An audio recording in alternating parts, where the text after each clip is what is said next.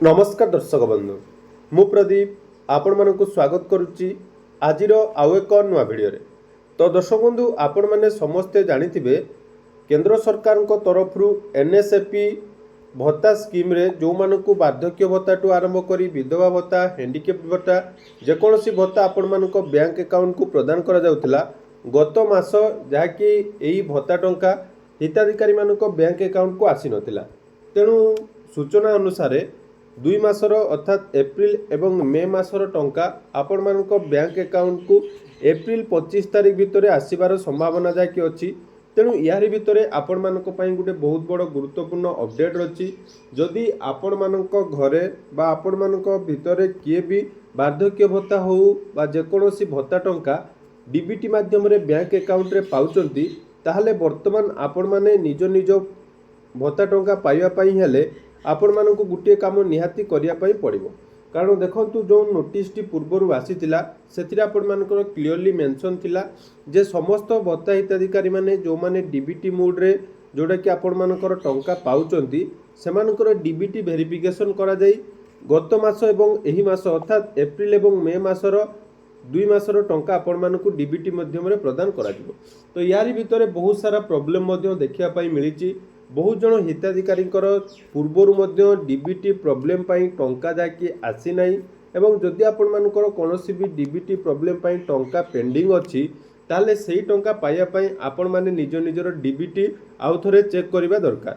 देखो बहुत समय आमर कौन होची ना जो मानकर वयस्क व्यक्ति मानकर विभिन्न समय बैंक रे जोटा कि केवाईसी प्रॉब्लम हो डीबीटी प्रॉब्लम हो यही सब प्रॉब्लम जहाँकि टंका आपण मानक बैंक अकाउंट रे पेंडिंग रही जाए। तेणु वर्तमान बैंक तरफ आपण मानक विभिन्न समय जहाँकि केवाईसी संबंधी नोटिस आसूची ए विषय पूर्व गोटे वीडियो बनई जे बहुत जन हिताधिकारी जो मानकर दीर्घ दिन धरी अकाउंट टी आपण मानकर केवाईसी करा जाए नहीं ताले से हिताधिकारी वर्तमान जहाँकि भत्ता टंका जोटा कि आसीबो तो डीबीटी रे प्रॉब्लम हुए तो आपण मानक टंका आसबार प्रॉब्लम हो पारे। तेणु जो हिताधिकारी माने डीबीटी मोड रे टंका पाउचंती सेमाने निज निजर डीबीटी चेक करबा निहाती दरकार।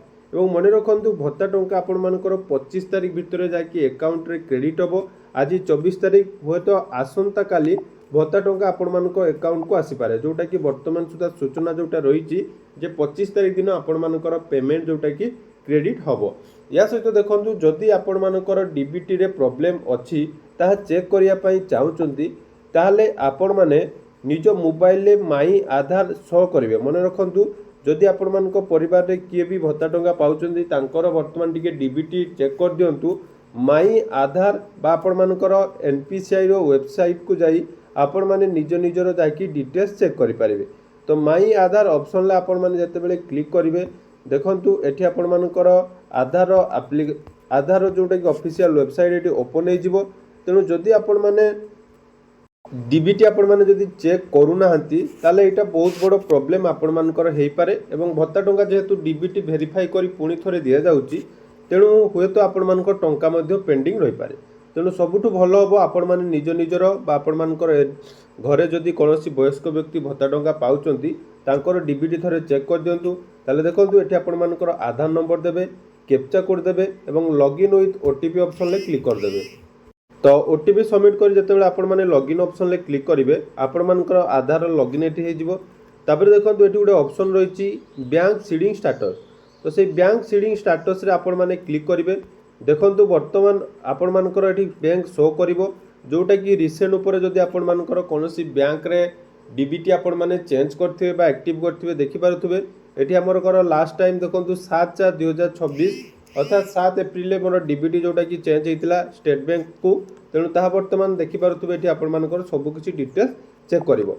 तेणु जदि आपण मानकर कोनोसी प्रॉब्लम रहिछि डीबीटी रिलेटेड बा डीबीटी आपण माने चेंज करिया पई मध्ये चाहुचंती फुल ले जदि आपण मानकर कोनोसी गुटे अलग अकाउंट डीबीटी एक्टिव हो जाइछि ता मध्ये आपण माने चेंज करि परिबे।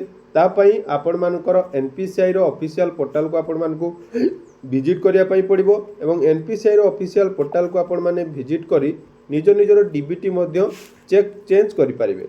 तो जदि डीबीटी चेंज न करूचंती बा डीबीटी रे कोनोसी प्रॉब्लम रहउची ताले भत्ता टंका आसबार आपणमानकर प्रोब्लेम हम।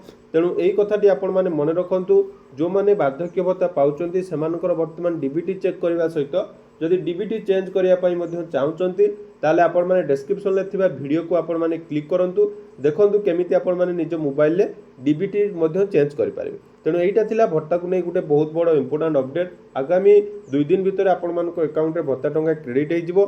तेणु जो माने नुआ आवेदन करचंदी सेमानको मध्य किछि हिताधिकारी को नुआ करी एथर जाकि वार्धक्य भत्ता मिलिया पई जाउची।